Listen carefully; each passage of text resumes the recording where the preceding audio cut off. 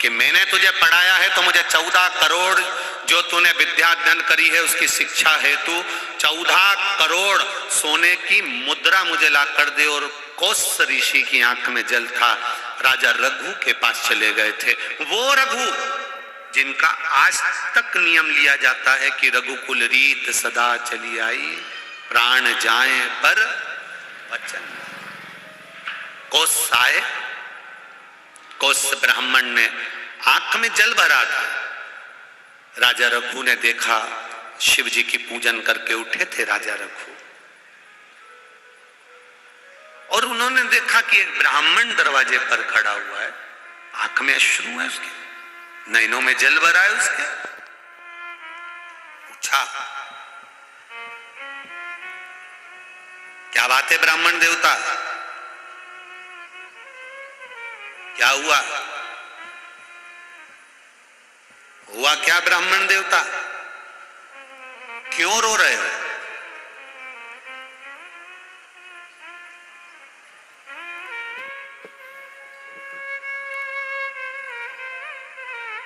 ब्राह्मण कौश के मुख से निकल गया, महाराज 14 करोड़ सोने की मुद्रा मुझे चाहिए, मेरे गुरुजी वर्तंतु ऋषि को मुझे देना है, क्योंकि उन्होंने मुझे पढ़ाया है, शिक्षा दी है।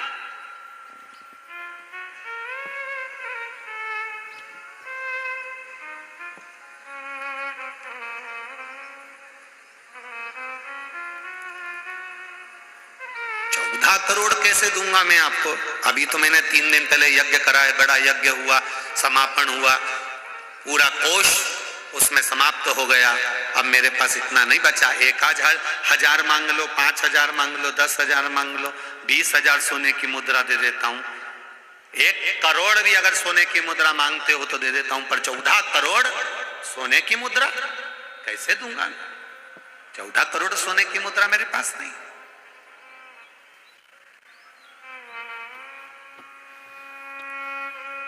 हाथ जोड़कर ब्राह्मण खड़ा और कहता है कि 14 करोड़ ही चाहिए महाराज। ठीक है। राजा रघु इतनी जल्दी किसी को वचन नहीं देते, और वचन दिया है तो फिर निभाना। राजा रघु ने अपनी धर्म पत्नी की ओर देखा, और धर्म पत्नी ने देखा कि ब्राह्मण का बालक है, आंख में आंसू भरा है, इसको रोता हुआ नहीं देख सकते, दे दो। पत्नी से कहा 14 करोड़ स्वर्ण मुद्रा नहीं है राजकोष में। आपने देवादिदेव महादेव की पूजन करी है ना? शंकर का जो भक्त होता है ना, वो अड़भंगा होता है, अड़भंगा।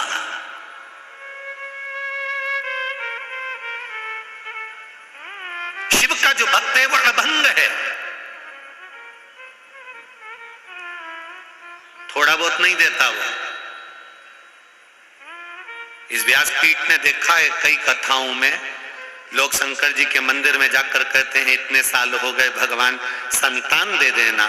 भगवान जब भी देता है 1 की जगह 2 दे देता है।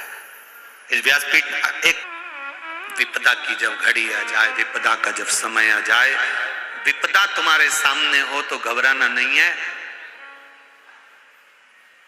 मेरे साथ हैं भोलेनाथ जी, किस बात की चिंता, क्यों चिंता करना, जो होगा देखा जाए।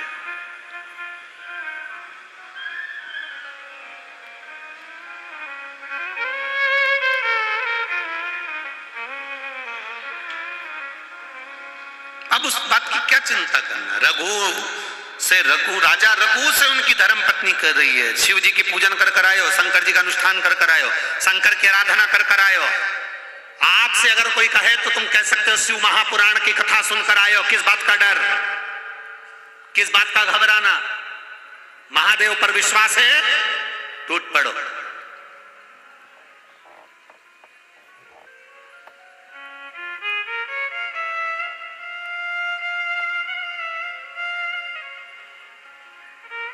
अरे भाई, अब सौंप दिया इस जीवन का सब भार तुम्हारे हाथ, उसमें घबराना क्या है?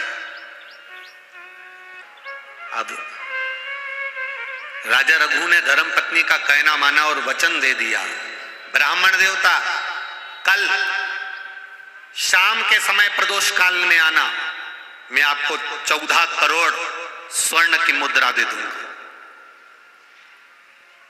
ब्राह्मण आंख के आंसू पहुंचा, प्रणाम किया, जय हो महाराज आपकी, धन्यवाद, 14 करोड़ सोने की मुद्रा आप दे रहे हैं, धन्यवाद, साधुवाद है आपको, बहुत बहुत साधुवाद है आपको। जय जयकार करता हुआ ब्राह्मण चले गया। चिंता में पड़ गए राजा रघु, 14 करोड़ सोने की मुद्रा कहां से लाऊंगा?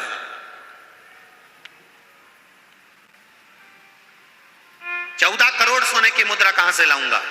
और इतनी मुद्रा किसी आसपास के राज्य में भी नहीं है कि किसी राजा से लेकर जाऊं, किसी प्रजा से लेकर जाऊं, किस राजघराने में जाकर मैं 14 करोड़ सोने की मुद्रा लाऊंगा? धर्मपत्नी ने कहा, जरूरी है कि आसपास के राज्य में आक्रमण करोगे और सोने की मुद्रा लाओगे? अगर लाना है तो 14 करोड़ सोने की मुद्रा इंद्र के पास मिलेगी। अभी तक नीचे आक्रमण करा था, अब की बार ऊपर आक्रमण करना है, घबराना नहीं है। इंद्र, अरे राजा रघु कह रहे हैं अपनी धर्मपत्नी से, इंद्र हाँ तो क्या हुआ, हाँ तो क्या हुआ, शिव का नाम लो, हर हर महादेव का एक नारा लगाकर टूट पड़ो।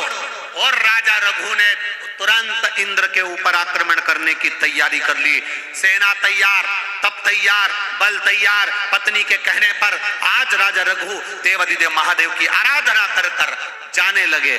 जैसे ही जाने लगे, जाते जाते राजा रघु बस आगे बढ़े ही थे और बढ़ते ही धर्म पत्नी ने राजा रघु के हाथ में एक शमी का पत्र दे दिया, एक शमी का पुष्प जिसका कलर नीला था, गुलाबी था, वो पुष्प शमी का राजा रघु के हाथ में दिया। रघु ने वो पुष्प देवाधिदेव महादेव को समर्पित किया और इंद्र के लिए जाने की तैयारी करी। इतनी देर में तो इंद्र के पास पहुंचे ही नहीं, इंद्र स्वयं राजा रघु के पास आकर खड़ा हो गया।